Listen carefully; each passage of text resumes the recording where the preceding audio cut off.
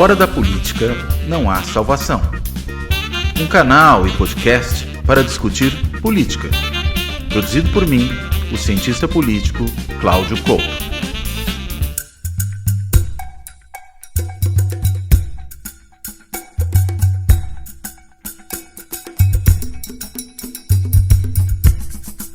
Olá, este Fora da Política Não Há Salvação vai novamente tratar da questão das eleições no Brasil. Não só as eleições presidenciais, porque não temos só eleições presidenciais, mas as eleições de uma maneira geral, que claro envolvem também o Congresso, envolvem também as eleições para os governos estaduais. Ainda que, claro, a eleição presidencial seja aquela que chama mais a atenção e vai ser, evidentemente, o foco principal dessa nossa conversa aqui. Eu convidei para essa conversa uma das pessoas que mais entende de eleição no Brasil e certamente uma das que mais entende de pesquisas eleitorais no Brasil, que é o Antônio Lavareda.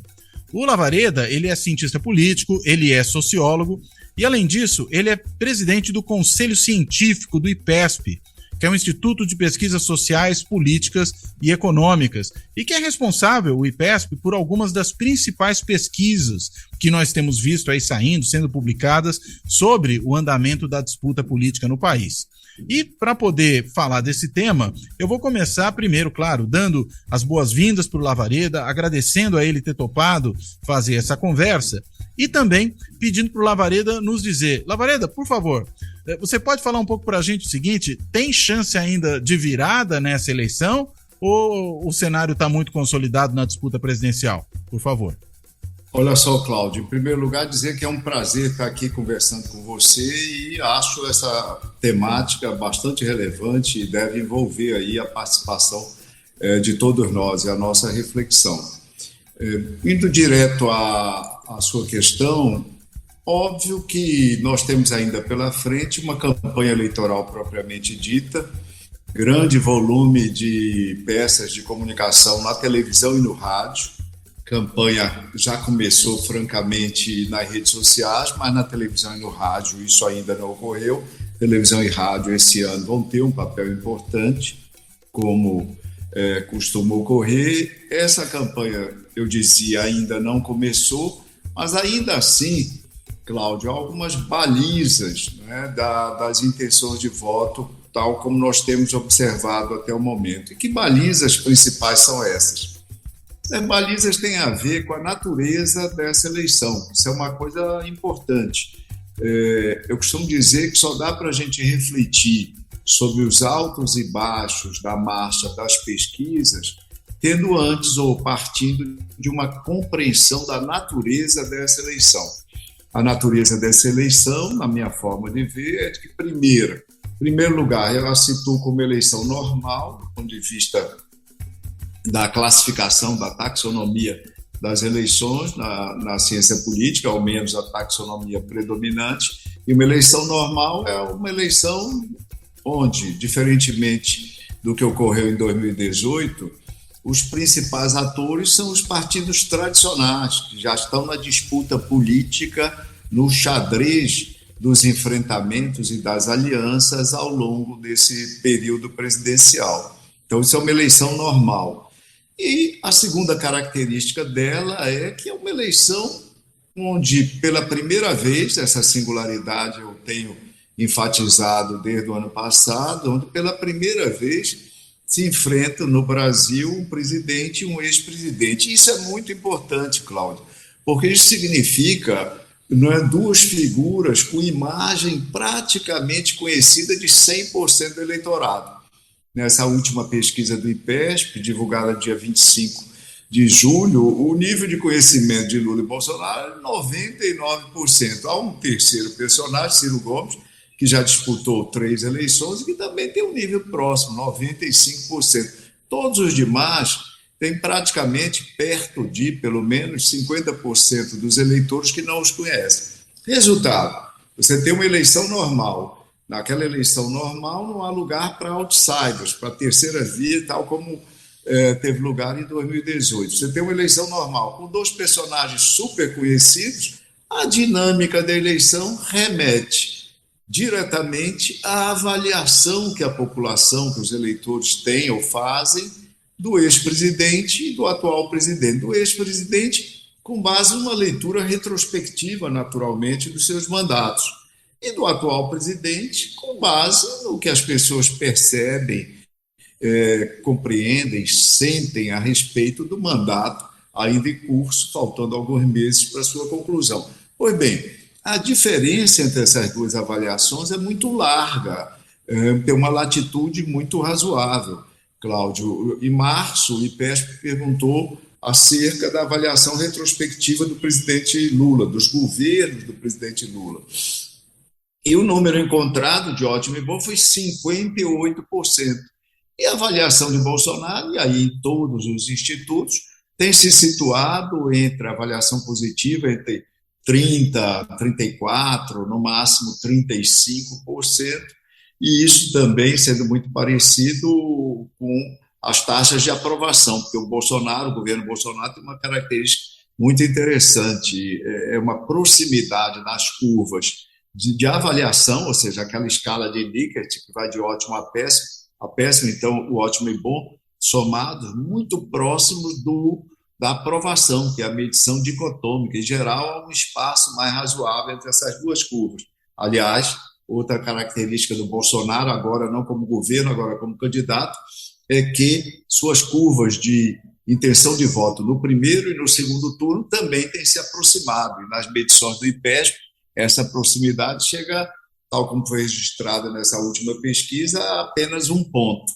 Então, com essa latitude e com o fato de que essas intenções de voto estão ancoradas nas respectivas avaliações, é muito difícil você produzir uma mudança substancial na atual avaliação de Bolsonaro que lhe permitisse a ascensão vigorosa num tempo curto, razoavelmente curto. Você tem cerca de 65 dias até a eleição, embora, como eu diga, há toda uma campanha propriamente dita, a campanha oficial a ser desenvolvida.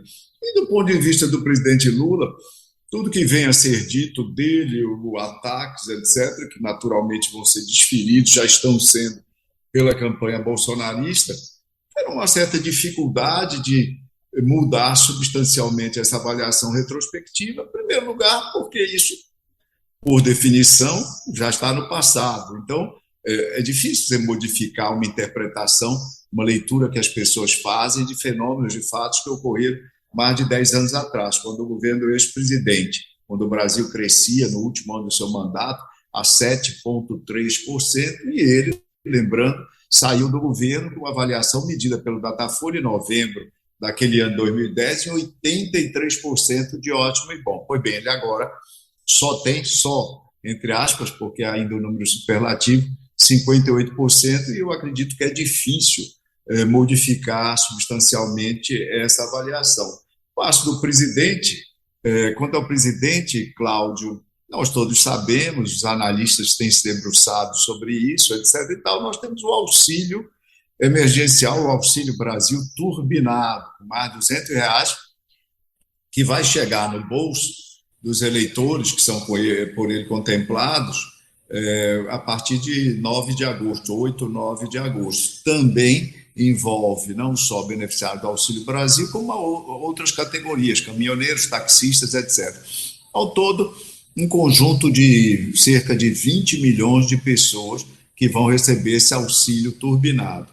Eu já tive a oportunidade de comentar recentemente, numa entrevista conversando com o César Felício do Valor, que a leitura que eu faço específica sobre o link possível, a ligação entre esse auxílio e as intenções de voto do público contemplado por esse auxílio, né, eu encaro isso na perspectiva teórica que situa o voto como, de forma obviamente mais consciente, menos consciente, como um investimento do eleitor, e não como um manifesto, uma manifestação de gratidão pelo que eventualmente tenha, entre aspas, recebido do governante X, Y ou Z, seja ao nível presidencial, seja ao nível de governos estaduais, seja ao nível de prefeito. O que é que isso tem a ver? Tem a ver que se reporta ao fato de que O eleitor que vai receber esse auxílio, que, aliás, é absolutamente necessário, é bom nós enfatizarmos isso, as pessoas estão à míngua, milhões de famílias, não é, precisando desesperadamente de ajuda para enfrentar a carestia, enfrentar a absoluta escassez, sobretudo de gêneros alimentícios, né, nesses últimos meses. Há um ano, a fome se alastra, se expande vergonhosamente pelo Brasil. Tudo isso é muito necessário. Esse eleitor que vai receber esse auxílio, eu dizia, ele vai receber o que é bom, que vai diminuir sua taxa de angústia, etc., mas isso não vai diminuir sua ansiedade sobre o futuro. Será que no ano que vem esse auxílio vai continuar a existir nessa dimensão? E além do auxílio, eu vou ter emprego? E como é que vai estar a inflação? Esse emprego, a renda que eu venho a ter, vai sobreviver à inflação, à carestia, mais ou menos? Né? O país vai estar crescendo para eu ter mais oportunidades de eventualmente iniciar um pequeno negócio, né? Ter mais expectativas de obter chances de emprego, chances de ocupação. Pois bem, essas perguntas todas vão continuar a existir. Campanha de Bolsonaro, o próprio Bolsonaro, vai dizer, o presidente e ele, a campanha, vão dizer que o auxílio provavelmente continuará em 2023, a despeito de setores do governo, como a própria Secretaria do Tesouro, já terem anunciado publicamente que, a partir de janeiro, o Auxílio Brasil voltará à faixa dos R$400. A campanha de Lula também vai dizer o mesmo, e o ex-presidente vai dizer o mesmo. Ou seja, e o eleitor que vota de olhos postos no futuro não vai encontrar nisso, nessa questão específica, um diferencial que o faça eventualmente desertar da preferência pelo ex-presidente, entre aqueles muitos que o preferem, em direção ao atual presidente, que, né, para muitos também apenas tardiamente chancelou a elevação do valor do auxílio e que também diz que vai continuá-lo. Esses eleitores não imaginam que Lula subtrairá os R$200 do pagamento do auxílio que eles vão receber a partir de janeiro, Cláudio. Então, embora naturalmente isso possa ter algum efeito, o que eu digo é que isso é um efeito limitado. Não acredito que isso venha mudar a sorte da eleição. É interessante, Lavareda, que nessa entrevista que você dá para o César Felício, né, nela você lembra o caso do Fernando Henrique, né? Que no caso do Fernando Henrique, quando ele foi candidato a presidente, tinha pilotado o Plano Real, ali houve uma virada muito grande, né? E que cada ponto que saía do Fernando Henrique, ou melhor dizendo, cada ponto que saía do Lula ia para o Fernando Henrique, então, na realidade, a diferença ocorria em dobro, né? Para cada ponto que se perde, a diferença aumenta em dobro. O que você via naquele momento que é tão diferente do que a gente está vendo agora? Olha, Cláudio, eu comento nessa matéria, nessa coluna do César Felício, que naquela época eu coordenava as pesquisas do então candidato Fernando Henrique, eu fazia consultoria de estratégia da campanha, a campanha era tocada a comunicação pelo Nizango Anais e pelo Geraldo Walter, falecido Geraldo Walter. E quando a moeda, quando as cédulas e as moedas do real entram em circulação no dia 1º de julho, né, o IPESP fez 3 pesquisas naquela manhã, pesquisas situadas em Belo Horizonte, Curitiba e São Paulo. E já aparecia nessas pesquisas daquele dia, né, a expectativa dos eleitores de que, se a inflação cedesse substancialmente, eles mudariam o seu voto de Lula para Fernando Henrique. Fernando Henrique era pouco conhecido, a despeito de ser ministro da Fazenda desde o início do governo Itamar, que tomou posse com o impeachment de Fernando Collor, era pouco conhecido, não tinha um nível de rejeição tão elevado quanto hoje tem Jair Bolsonaro, perto de 60% de rejeição, é a rejeição atual do presidente, e E o real e a mudança que o real produzia, de fato, viriam a acarretar uma substancial redução da inflação. É o seguinte, em primeiro lugar, substancial redução da inflação. Um ambiente de entusiasmo em alguns setores econômicos, até de euforia, com aquela nova fase que se percebia, na qual o país ingressava, com a sua macroeconomia recuperada, reorganizada, e tudo isso simbolizado pela nova moeda, o real. De outro lado, então, Fernando Henrique representava não só o autor, que havia feito, mas, como eu disse, as pessoas votavam na continuidade disso. E o adversário de Fernando Henrique, Lula e o PT, naquela oportunidade, eles, que já manifestavam sua oposição ao plano. Vale lembrar que o plano não começou no dia 1º de julho, o plano já vinha de muito tempo atrás, de um ano, pelo menos, em execução. Não era um plano totalmente diferente dos tradicionais pacotes que eram anunciados à época em outros planos, que pegavam a população literalmente de surpresa. Esse plano era dotado de absoluta transparência, e os passos desse plano, concretamente, eram acompanhados pela sociedade e pela mídia. Pois bem, o PT já fazia oposição a esse plano antes, com a chegada da moeda, continuou a fazer oposição. Então, a população tinha certeza que essa nova moeda e essa aparente e imediata redução da inflação, aparente porque no início era mais expectativa e depois ela ia se confirmando, foi se confirmando ao longo das semanas. O noticiário da imprensa, Cláudio, era praticamente 24 horas, era o assunto central. Antes do 1º de julho, na semana anterior, só se falava nisso, do Oiapoque ao Chuí. Pois bem, e o benefício dessa redução da inflação e da organização do país era transversal, não atingia apenas um segmento da base da pirâmide, como agora o Auxílio Brasil, ou um segmento específico, como agora os caminhoneiros e taxistas. Não, era transversal, 100% dos brasileiros eram atingidos e beneficiados pela implementação na fase da circulação da nova moeda.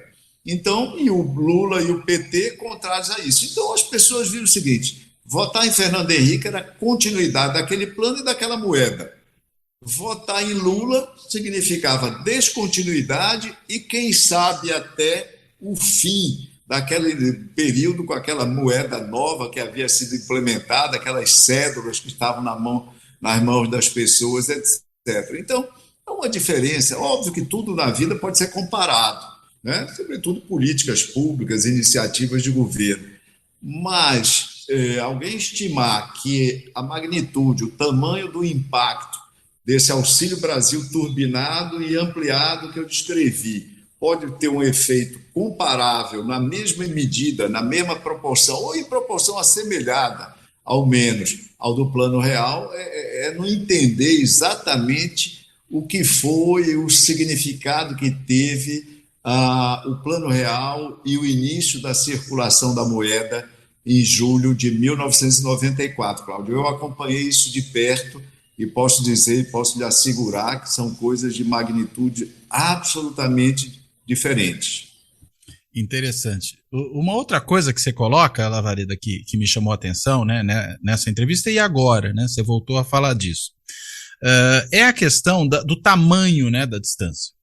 A gente vê hoje uma distância muito grande e parece que ela se consolidou muito mais cedo do que normalmente acontece em eleições presidenciais, né?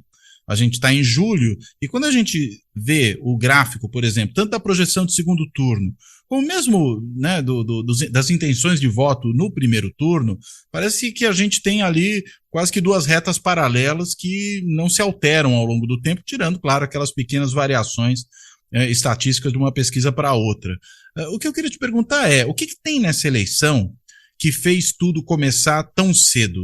Foi o ritmo da campanha, né? O presidente que já sai em campanha logo no começo do governo, o Lula que tem direitos políticos reabilitados, o Ciro que está aí desde sempre, ou é o fato de serem dois ex-presidentes, ou é uma conjugação dessas duas coisas?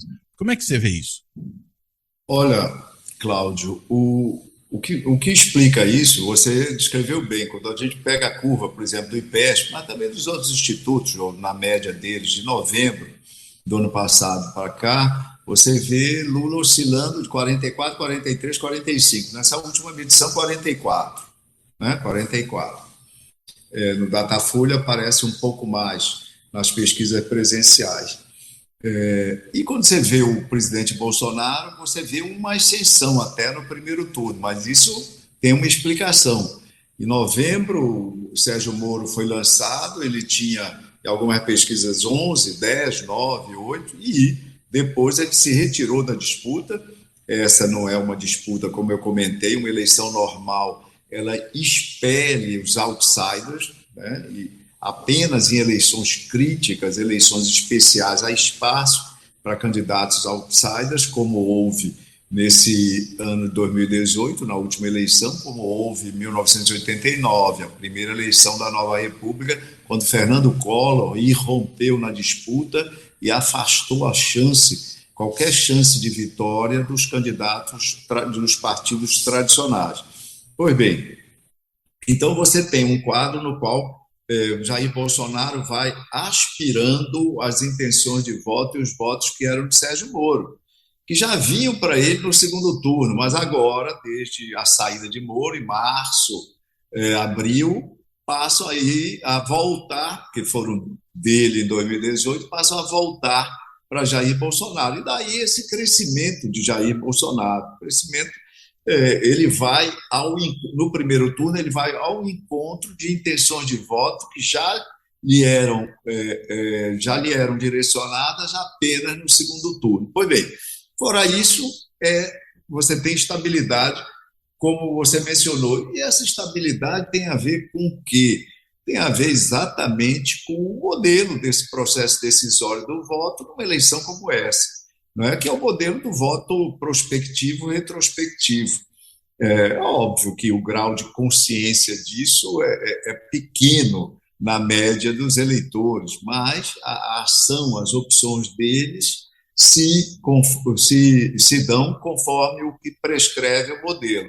Os eleitores, Cláudio, como você sabe muito bem, os eleitores têm absoluta dificuldade para decodificar propostas, programas de campanha, etc. e tal, e poder imaginar como é que vai ser o governo daquele ou daquela personagem. Também há um problema de credibilidade. Os eleitores todos sabem que épocas de campanha é época de promessas largas, de compromissos que terão pouca chance de virem a ser efetivados. Então, eles olham para trás pela informação que eles próprios têm do passado ou, quando mais jovens, pelas informações que lhes chegam através de parentes, amigos, companheiros de trabalho ou mesmo pelos meios de comunicação que fazem esse resgate. E imaginam o futuro com base no passado. Daí que o modelo é prospectivo, retrospectivo. Nesse caso, você tem a escolha, então, eleitoral balizada pela avaliação do governo Lula, avaliação retrospectiva lá de trás, já está dado. Eu disse a mensuração, 58%, isso é muito difícil de mudar, e pela avaliação atual do presidente Bolsonaro. Os demais candidatos têm pouca chance de se impor e se localizar, seja porque alguns deles que tentam o caminho da terceira via têm dificuldade de posicionamento. A maioria deles inventou ou seguiu ou se curvou a orientação de marqueteiros ou até de cientistas políticos, que a gente já leu muito por aí, descrevendo a posição ideal para esses candidatos como alguma coisa ao centro do espectro, simetricamente distante de Lula e Bolsonaro. Ora, esses candidatos de terceira via, de centro-direita, Cláudio, como vocês sabem, eles todos votaram em Bolsonaro em 2018, no segundo turno.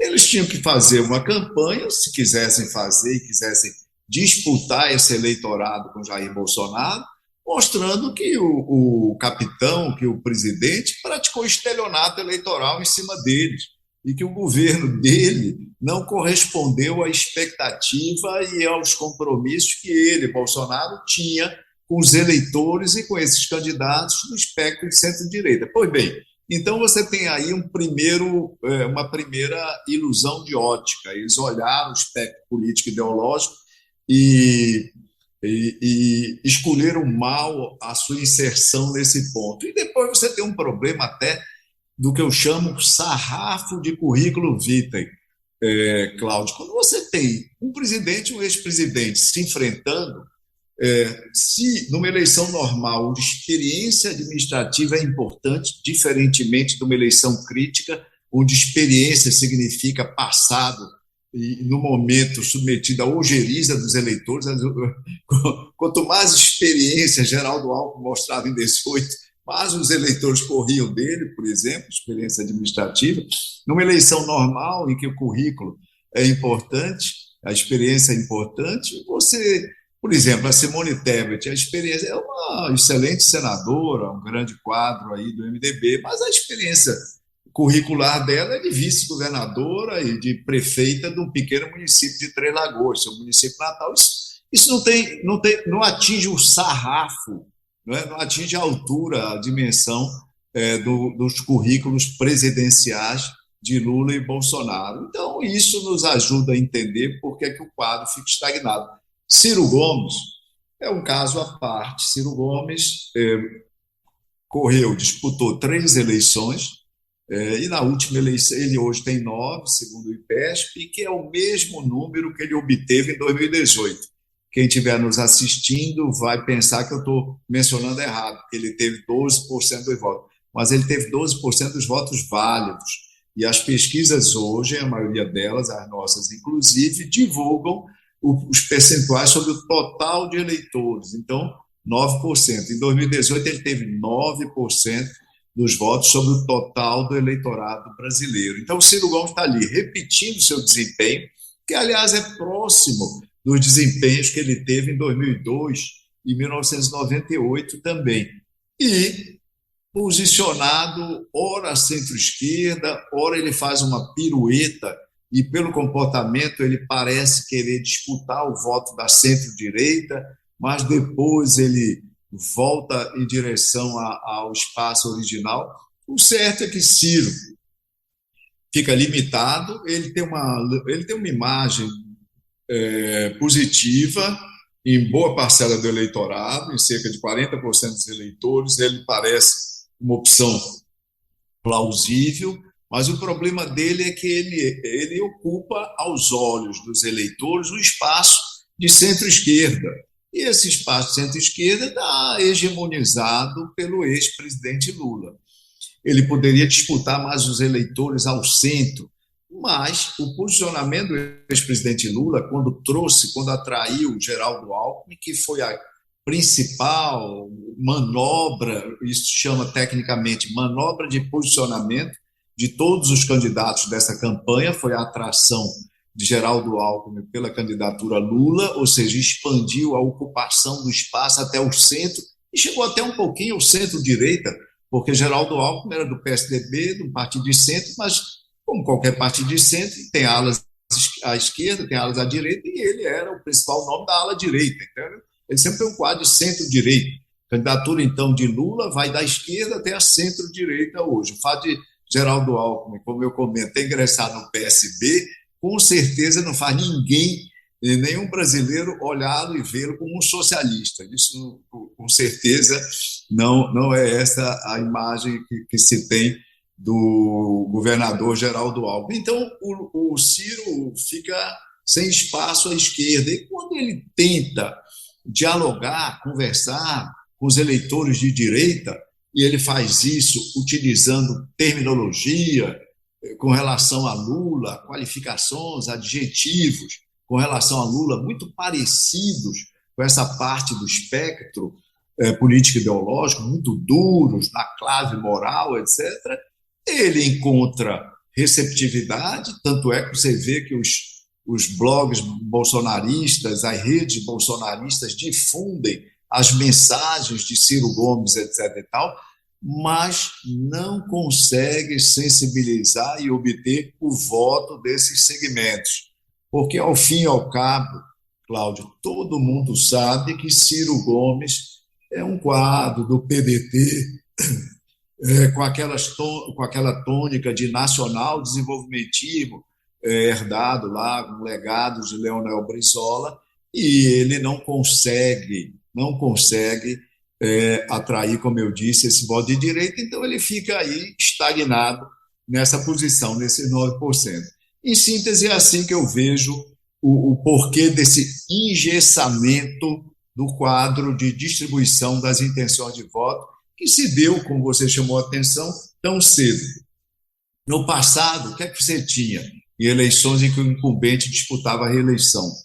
Cláudio, você tinha um presidente cuja curva variava, mas não variava também muito, e candidatos candidatos em geral do PSDB, que vinham num processo ascensional. Por que processo ascensional? Porque eram candidatos pouco conhecidos, que à medida que iam sendo conhecidos, tendiam a ocupar o espaço no eleitorado reservado, aquele espaço de centro-direita e direita que, obviamente, todos os anos olhava o horizonte à cata de um candidato. Esse candidato era fornecido, via de regra, pelo PSDB e, por isso, o seu desempenho nas pesquisas tinha esse perfil amontante. Eles cresciam praticamente o tempo todo até as vésperas do primeiro turno, Cláudio.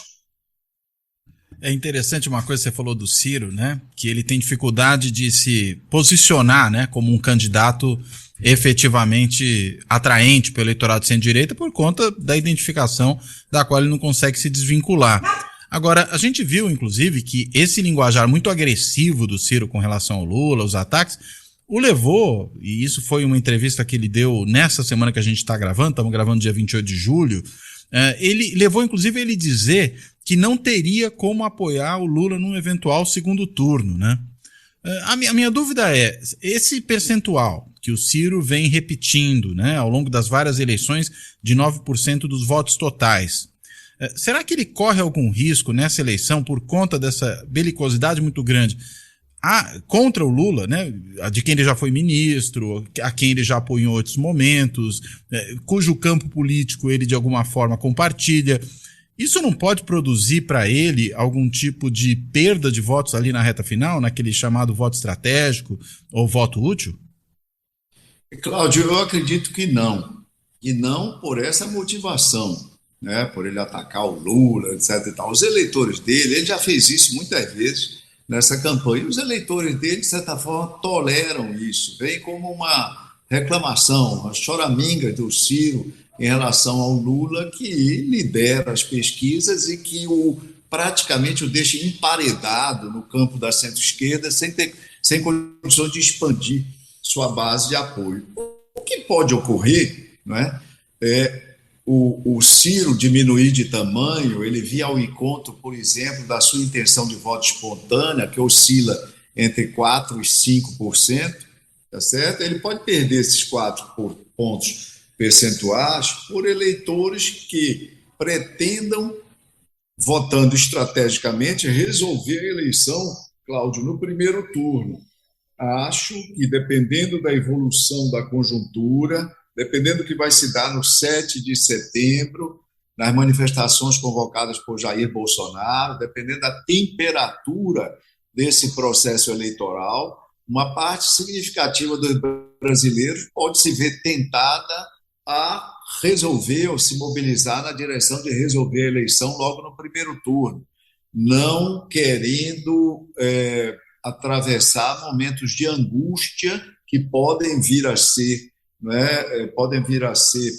prometidos, com base no clima, com base na conjuntura aí da segunda metade de setembro.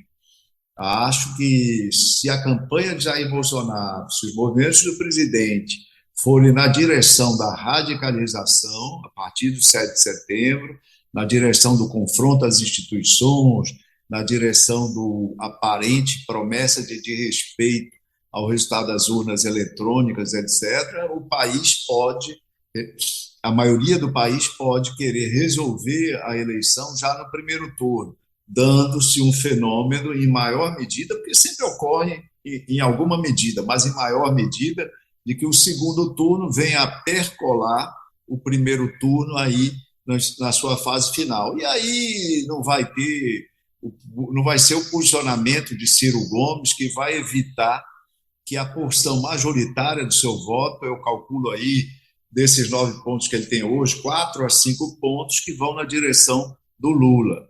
No segundo turno, o que se imagina, o que as pesquisas dizem, é que esses 4 a 5 pontos estarão com Lula, né? Você tem 2 pontos desses 9 que podem ir para Jair Bolsonaro e os pontos restantes vão engrossar a alienação, ou seja, não vão em nenhuma direção. Esse movimento do segundo turno, Cláudio, é bom que a gente lembre que não é o candidato que governa a opção dos eleitores no segundo turno.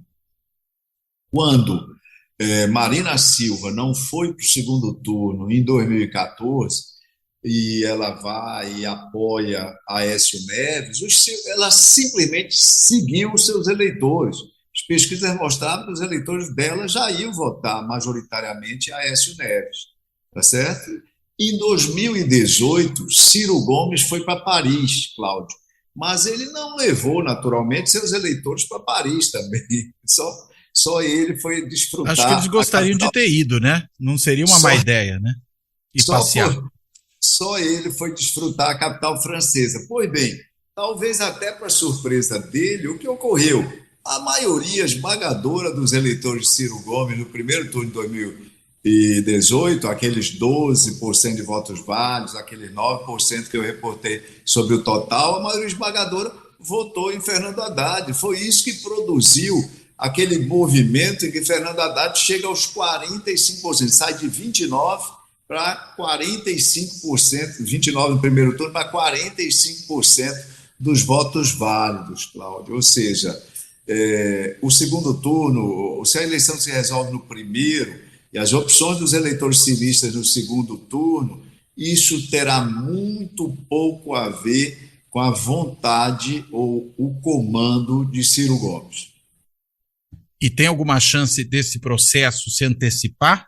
Ou seja, dele perder esses votos já no primeiro turno? Porque isso seria o fator, vamos dizer, talvez definidor da eleição se resolver no primeiro e não no segundo, né?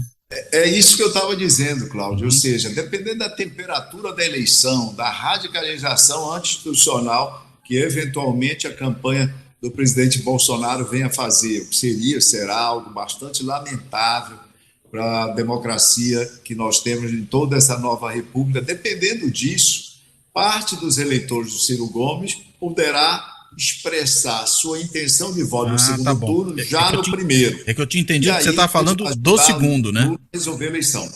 Tá, desculpa, eu entendi que você estava falando da ida para o outro candidato no segundo, porque como você mencionou o que aconteceu com o Haddad no segundo turno, eu tinha entendido isso, mas você está falando já realmente da antecipação, né? Exato, ou seja, o que eu quis dizer é o seguinte, para ficar mais claro, se houver segundo turno, o fato de Ciro Gomes dizer que não vota em Lula no segundo turno, isso, para esses 4 ou 5 pontos entre os 9 que ele tem, isso não vai alterar nada. Vão continuar querendo votar e, eventualmente, votarão no Lula. E pode ocorrer que esses 4 ou 5 pontos venham a ser descarregados em Lula já no primeiro turno, mas isso não por conta da postura, do discurso do Ciro, mas sim pelo próprio acirramento da disputa e pelo clima que se instaure, e eu cogito a possibilidade de que a campanha e o próprio presidente Bolsonaro contribuam para isso com movimentos radicais e claramente, francamente, anti-institucionais. Isso pode levar parte do eleitorado do Ciro, como até parte importante dos eleitores dos outros candidatos, dos menos votados, para se endereçarem, para descarregar voto em Lula e resolver a eleição e diminuir a angústia logo no primeiro turno. Entendi. Agora, E nos estados, né? Porque se a gente olha para o âmbito federal e vê uma situação muito cristalizada, me parece que nos estados ainda está um jogo muito em aberto, não? É verdade, é verdade. Você vê isso, sobretudo quando você olha, por exemplo, intenção de voto espontânea da eleição presidencial.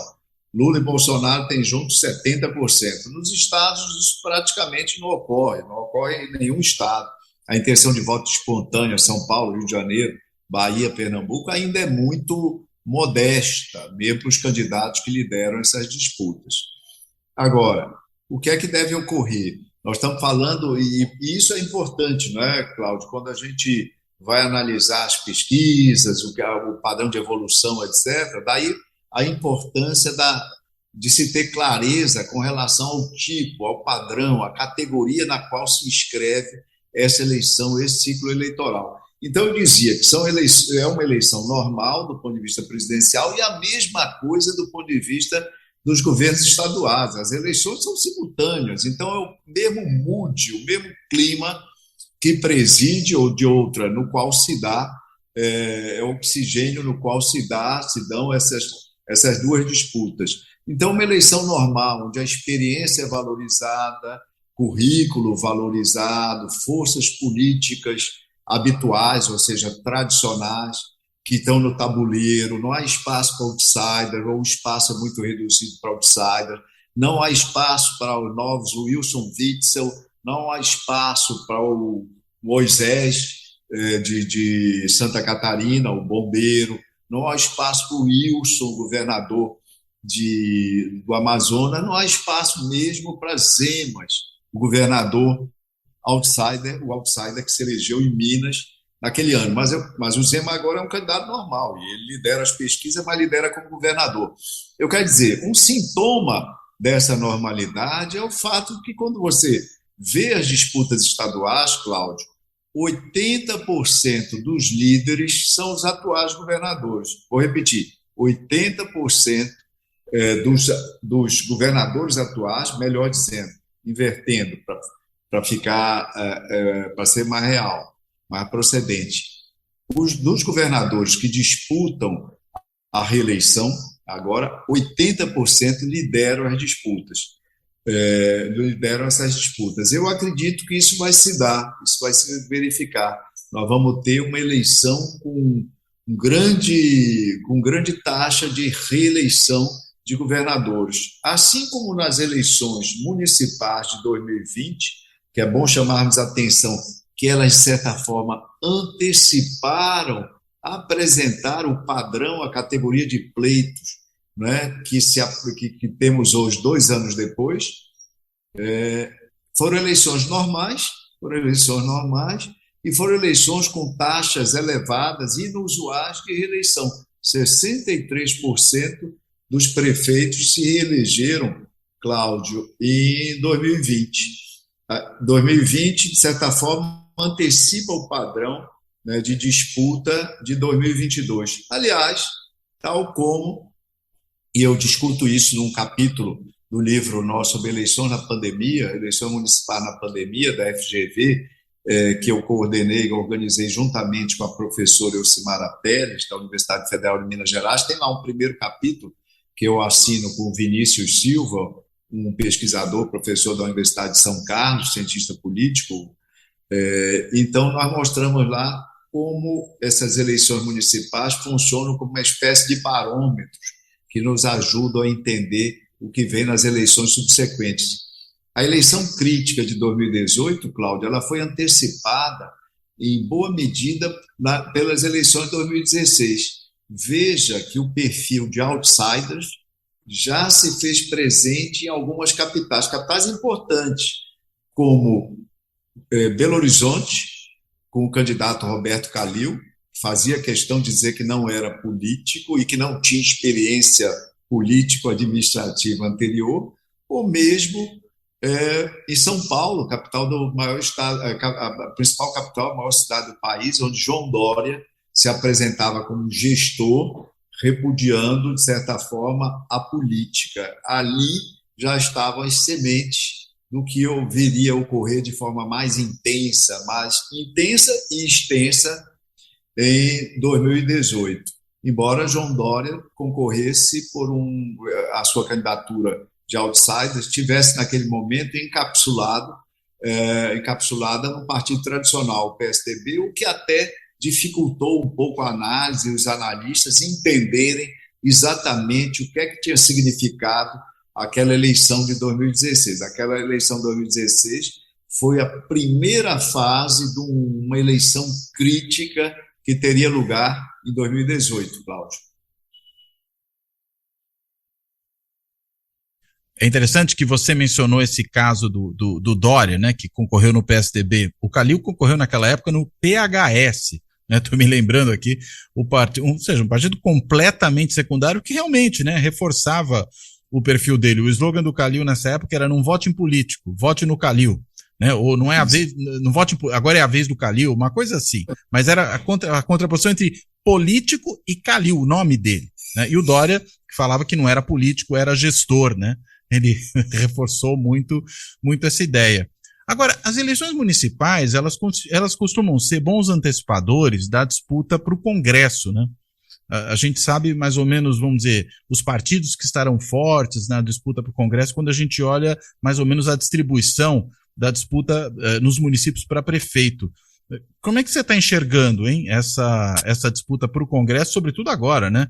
Que você tem certos congressistas que têm orçamento secreto à disposição, né? Tem vantagens competitivas aí que não estavam disponíveis em outros momentos. O Cláudio, a combinação do fundo eleitoral, cujos recursos são privilegiadamente distribuídos para os atuais representantes em cada partido, essa é a regra. E tem um certo sentido, o atual representante tem mais chance, tem mais probabilidade de ganhar a eleição, então ele faz parte, obedece a uma certa lógica, privilegiá-los como um quinhão maior do fundo eleitoral de cada partido. Mas, sobretudo, as emendas do relator e o orçamento secreto desequilibraram inteiramente a disputa entre os atuais representantes e os pretendentes, os newcomers, os que vão chegar aí, participar, os desafiantes que vão chegar para essa disputa. Eu imagino uma elevada taxa de reeleição desses atuais deputados federais e dos deputados estaduais, uma taxa elevada de reeleição, acompanhando a taxa elevada de reeleição dos governadores, tá certo? E também, sobretudo, motivado pela situação assimétrica do ponto de vista de acesso a recursos, Cláudio. Agora, isso diminui também a importância na eleição presidencial, né? Esses cenários muito divergentes, né, entre a disputa nacional e a disputa nos estados, inclusive para a Câmara, né? Porque, afinal de contas, a disputa para a Câmara ou para o Senado ocorre no âmbito estadual, né? Isso diminui essa diferença, uma consolidada, outra em aberto, ainda que com essa tendência à reeleição por conta dessas vantagens de alguns. Isso muda a importância dos chamados palanques nos estados? Que toda eleição a gente vê essa grande negociação para ter um palanque no estado. Mas se a disputa presidencial está muito cristalizada, que importância tem o palanque estadual? Ou seria o contrário? Seria uma importância muito mais para o candidato no estado de ter o apoio de um presidente presidencial forte do que o contrário? Cláudio, duas coisas, né? Como a literatura que você conhece indica, o efeito na relação voto para governador e voto para presidente, o efeito é top-down, ou seja, o voto para presidente que pode efetivamente contagiar, atrair, magnetizar o voto para governador. Nós já assistimos isso, por exemplo, numa eleição polarizada de 2006, algumas disputas, uma emblemática, disputa da Bahia, Paulo Souto contra Jacques Wagner. Paulo Souto, então candidato do PFL, estava eleito no primeiro turno, segundo as pesquisas, a 10 dias da eleição. Aí houve, via propaganda, uma nacionalização da disputa para governador. O nome de Paulo Souto foi colado em Geraldo Alckmin e o nome de Jacques Wagner colado em Lula. O resultado, a eleição foi para o segundo turno e Paulo Souto perdeu a eleição no segundo turno. Então o efeito é sempre top-down. Agora, por que os presidenciáveis precisam de candidatos competitivos nos estados, dentro de eleições normais. Em 2018, Jair Bolsonaro, quando era candidato outsider, não estava absolutamente despreocupado com isso. Mas por que numa eleição normal, os candidatos a presidente? Porque essas candidaturas, de preferência competitivas nos estados, Cláudia, não precisam nem ganhar, não precisam nem ser vitoriosas, mas elas são capazes de prover a capilaridade e a infraestrutura para a distribuição da comunicação da campanha presidencial. Então, é esse o papel do palanque. O palanque, na verdade, quando nós falamos de palanque, nós estamos falando da logística da campanha presidencial nos estados. Nenhum candidato a presidente, eu trabalhei em várias campanhas presidenciais, profissionalmente, afora coisa de pesquisa, de analisar pesquisa. Então, trabalhei em consultoria estratégica e acompanhei de dentro algumas campanhas presidenciais. Nenhuma campanha monta uma estrutura própria nos estados. Todas que tentam fazê-lo, essas estruturas terminam funcionando muito bem, termina sendo um desperdício de recursos. Então, as campanhas presidenciais utilizam a infraestrutura das campanhas estaduais. Daí que tem que ser campanhas competitivas, campanhas fortes, para ter capilaridade, de fato, no Estado e o presidenciável não se apresentar com candidatos nanicos, candidatos a governador nanicos, porque isso termina desmerecendo, né, prejudicando um pouco a estatura do candidato presidencial. Tudo bem, Lavareda. Quero te agradecer muitíssimo por essa conversa, né, por tanto esclarecimento que você trouxe aqui para entendimento dessa eleição, para o entendimento das pesquisas. E eu queria ainda, antes da gente se despedir, antes de eu te passar para as considerações finais, fazer mais uma perguntinha, você que entende tanto dessa questão mais técnica e metodológica das pesquisas. Tem todo um debate hoje entre as pesquisas telefônicas ou as pesquisas presenciais. O Estadão faz até aquele agregador, né, que mostra que há uma certa diferença nos resultados da eleição presidencial, quando eles agregam de um lado as pesquisas telefônicas, de outro as presenciais. Como é que você enxerga essa questão, hein? Isso afeta muito o que as pesquisas podem nos dizer, ou você acha que está se sobrevalorizando essa diferenciação? Eu acredito, Cláudio, que qualquer reflexão sobre métodos, diferenças de métodos, impacto desses métodos, qualquer reflexão é sempre bem-vinda, mais do que isso, é necessária, é importante. Sobretudo no Brasil, onde você tem agora um florescimento, um maior número de institutos de pesquisa, tá certo? E algumas pessoas acham que nós temos muitas pesquisas, são 8 ou 10 pesquisas nacionais anunciadas periodicamente. Imagina os Estados Unidos, tem mais de 40, 50 e mais pesquisas em períodos presidenciais sendo divulgadas. Os agregadores, naturalmente, há todo tipo de agregadores, mas eu sempre recomendo que sejam mais examinados os agregadores ditos inteligentes, agregadores que seguem, por exemplo, o modelo do Nate Silver, do 538. Aqui no Brasil nós temos o OddsPoint. O OddsPoint é coordenado pelo Vinícius Silva, o Vinícius que eu relatei, que assinou comigo o capítulo do livro onde nós abordamos eleições municipais. É um capítulo onde nós tratamos da ciclicalidade eleitoral na nova república, tentando exatamente estabelecer essa tipologia de eleições presidenciais e entrecruzando isso com a abordagem das eleições municipais, tratadas por nós como barômetros ideológicos, como dando aí alguns insights sobre o que pode vir a ocorrer adiante. Então, o OddsPoint coordenado pelo Vinícius e por outros professores de política, ele faz é um agregador inteligente, ranqueia e atribui pesos específicos por uma série de fatores, inclusive tradição, expertise, etc., para os institutos. Traçar a média, uma média simples, não significa nada e eu acho que se deve ter cuidado com isso.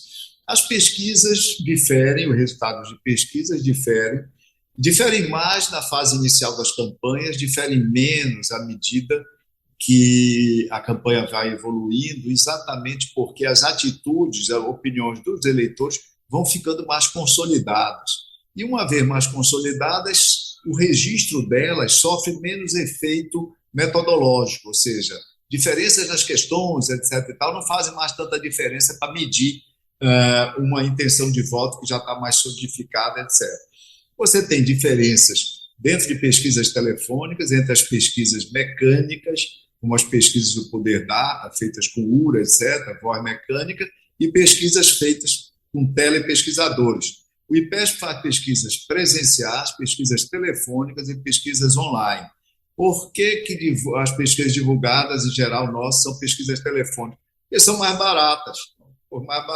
Você imagina que uma pesquisa do IPESP, que tem uma margem de erro de 3,12, a pesquisa do Datafolha, que tem a margem de erro de 2,2, um ponto apenas de diferença para os totais, a pesquisa do Datafolha custa 10 vezes mais do que a pesquisa do IPESP. Então, é óbvio que a sociedade ter mais acesso a um número maior de pesquisas é alguma coisa saudável.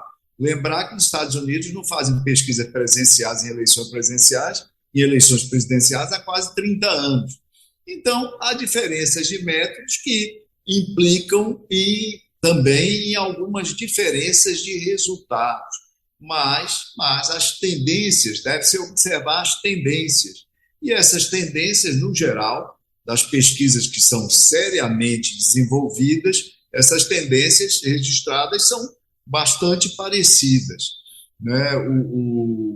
Agora, obviamente, há pesquisas estranhas, pesquisas que, embora cumpram as exigências do Tribunal Superior Eleitoral, não fazem, por exemplo, o recall do voto da eleição presidencial passada, para o analista, para o leitor, saber se aquela amostra está mais enviesada ideologicamente numa ou outra direção.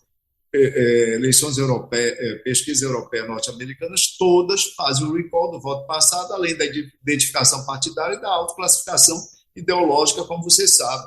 No Brasil, a identificação partidária é rarefeita, a autoidentificação ideológica apresenta ainda alguns problemas, então, pelo menos, devia ser obrigatório, no sentido que os próprios institutos deviam exigir deles próprios isso, e a imprensa devia cobrar deles isso também, estampar na sua metodologia, quando a publicação, não só os demográficos, mas também o recall do voto na eleição passada. Teoricamente e caricaturalmente, Cláudia, é bom a gente lembrar que uma pesquisa pode ter todos os demográficos com cotas muito próximos do que é a população, do que é o eleitorado, 53% de mulheres, 47% de homens, 43% no Sudeste, 27% no Nordeste, etc., etc., mas, teoricamente, só com eleitores bolsonaristas ou só com eleitores lulistas. O que vai dar, exatamente, vai servir como pedra de toque para você ver a qualidade do ponto de vista de distribuição política e ideológica, é o recall do voto da eleição passada. Muito interessante isso que você está levantando. É um controle, né? Ou seja, variável de controle. Não é cota, mas comparece com variável de controle. Interessante. E só uma dúvida em relação à coisa da telefônica. Às vezes tem a dúvida de se ela é feita por um entrevistador ou se ela é feita por um robozinho, né, que faz as perguntas eletronicamente. Como é que isso funciona? Das divulgadas no momento, o IPESP também faz pesquisas com URA, mas nunca para divulgação. Das divulgadas atualmente, só o Poder Data faz pesquisas com URA. Por isso... URA é o robozinho. É a voz mecânica. É a voz mecânica, é o robô, é o URA. Por isso, por exemplo, eles não têm a questão espontânea. Não podem ter porque não dá para registrar em questão espontânea com voz mecânica e com os respondentes tendo que assinalar um número para aquela opção que eles vão citar. Então, por exemplo, a intenção de voto espontânea não existe, é impossível com esse método, Cláudio. Porque eu imagino que o eleitor se comporta um pouco diferente, o entrevistado, né, diante de um robô, diante de uma outra pessoa, ainda que seja remotamente, né? Eleitores mais velhos e com baixa escolaridade têm mais dificuldade, por exemplo, de interagir com voz mecânica, por exemplo. Interessante. Muito bem, Lavareda, agora sim, obrigado por esse esclarecimento, é bom porque tem sempre muita dúvida, né, de como funciona essa questão metodológica nas pesquisas, se isso impacta ou não nos resultados, e acho que foi fundamental você ter feito esses esclarecimentos. Eu quero te agradecer e te devolver a palavra para você fazer aí as suas considerações finais. Caso você tenha ainda algum ponto que você acha que a gente deveria ter tratado, que porventura não abordou, se quiser puxar esse ponto, por favor, também fique à vontade. Então a palavra está contigo. Não, Cláudio, eu acho que nós abordamos aí o que parece ser mais importante, mais relevante nessa fase ainda da campanha eleitoral. Campanha que, de fato, campanha oficial, como eu lembrei, sequer começou.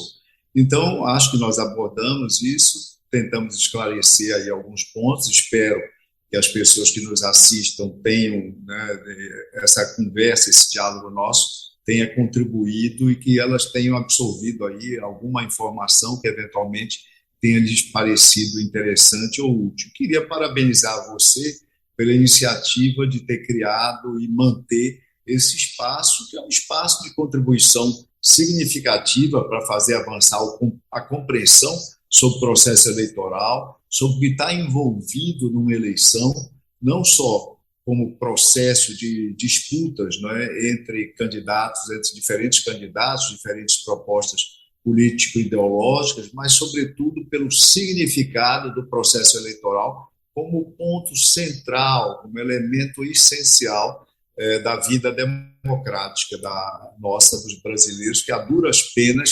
recuperamos isso lá no início de 1985, quando foi inaugurada a nova República. Então, meus parabéns por esse esforço, meus parabéns pelo programa que você conduz tão bem.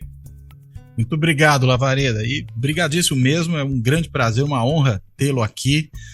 E fazendo esse agradecimento ao Lavareda, eu também quero, claro, encerrar aqui agradecendo a todas as pessoas que nos acompanham no canal do YouTube, que escutam, né, o podcast do Fora da Política Não Há Salvação aí nas mais de 20 plataformas em que ele está disponível, e claro, reforçar o agradecimento a todo mundo que tem colaborado com o canal, seja por meio do Clube dos Canais do YouTube, seja agora com uma outra ferramenta que o YouTube disponibiliza, que é para contribuição esporádica, que é o Valeu Demais. Sugiro aí que as pessoas deem uma olhada se quiserem colaborar, e também, claro, pelo benfeitoria.com. E dizendo tudo isso, eu encerro e até a próxima.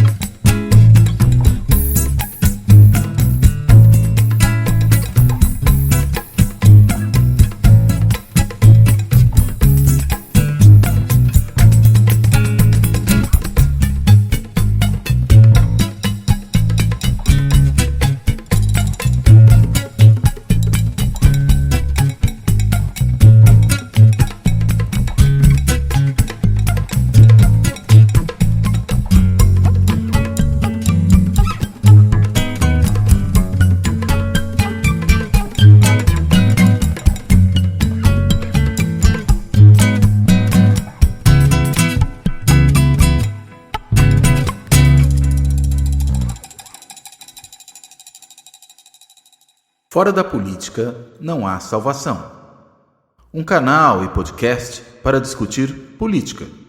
Produzido por mim, o cientista político Cláudio Couto.